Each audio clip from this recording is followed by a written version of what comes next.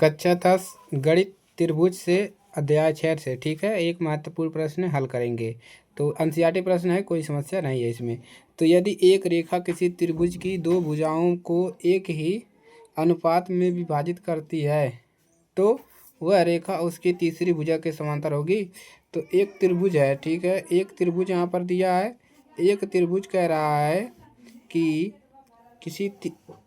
यदि एक रेखा किसी त्रिभुज को दो भागों में विभाजित करती है, मतलब एक रेखा जो है दो भागों में क्या कर रही है, उसको विभाजित कर रही है। तो दो भागों में विभाजित कर रही है तो हमको बताना है कि वह रेखा उसके तीसरी भुजा के बराबर होगी। हमको बताना है कि वह रेखा जो है उसके तीसरी भुजा के बराबर होगी। तो यहाँ पर हमने एक त्रिभुज ले लिया, ठीक है, और ABC, ठीक है। अब देखिए यहाँ पर इसको हम करेंगे हल। करना क्या है, देखिए हमको करना क्या है, हमको DE बराबर BC करना है। हमने यहाँ पर जो DE माना है, ठीक है, और यहाँ पर E डैश हो जाएगा। क्लियर है। DE बराबर क्या सिद्ध करना है हमको, BC, मतलब इस वाले भुजा के क्या बराबर है, चलिए देखते हैं। तो आपको क्या लेना है, यहाँ पर त्रिभुज ABC और यहाँ पर लिखेंगे ABC में, और एक रेखा क्या है, एक रेखा लिखेंगे DE जो यहाँ पर लिया ना, DE जो भुजा AB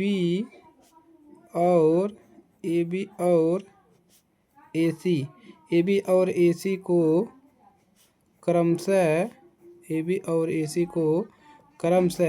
D और E पर काटती है, D और E पर काटती है। तो इतना लिख लेंगे। अब हमको सिद्ध क्या करना है, D और E पर काटती है तो हमको सिद्ध करना है, ठीक है। तो यहाँ पर लिखेंगे सिद्ध करना है,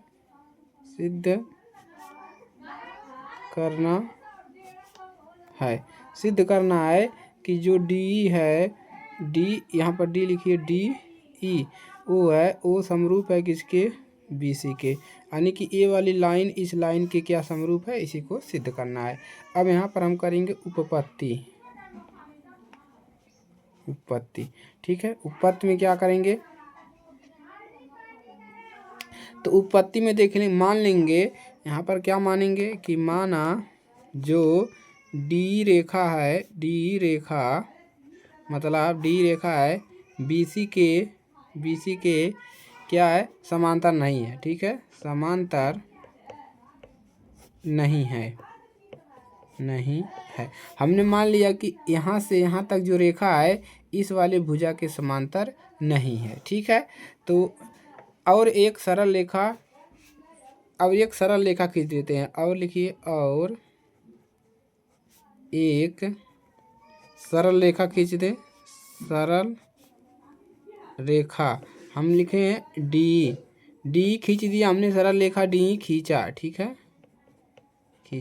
हमने खींच लिया एक सरल रेखा D, ठीक है। तो क्या कर रहा है, D जो है इन भुजाओं को, दोनों भुजाओं को दो अनुपात में क्या कर रहा है, विभाजित करता है।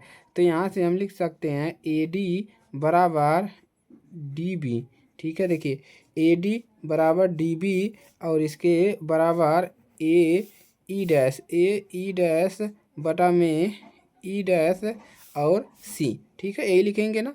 क्लियर है, जैसे यहाँ पर लिखा ऐसे यहाँ पर लिख दिया, ये हो गया। परंतु यहाँ पर लिखेंगे, परंतु जो AD है वो बराबर है AD बटा DB बराबर AE बटा EC, यहाँ से AE बटा EC। क्लियर है। तो इससे यह निष्कर्ष निकलता है कि दोनों बिंदु E और E डैश भुजा, देखिए इससे हमको यह निष्कर्ष निकलता है कि E डैश जो भुजा है AB और AC को क्या करता है, एक ही अनुपात में विभाजित करता है, ठीक है। तो यहाँ से लिखेंगे यहाँ पर, ठीक है, तो लिखेंगे E और E डैश, ठीक है, भुजा AC को देखिए E और E डैश इस वाले भुजा को AC को 1 अनुपात में विभाजित करता है, 1 अनुपात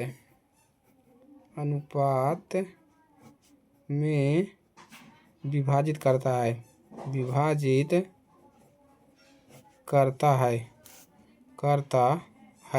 अतः हम क्या लिख देंगे, अतः करता है ये तभी यह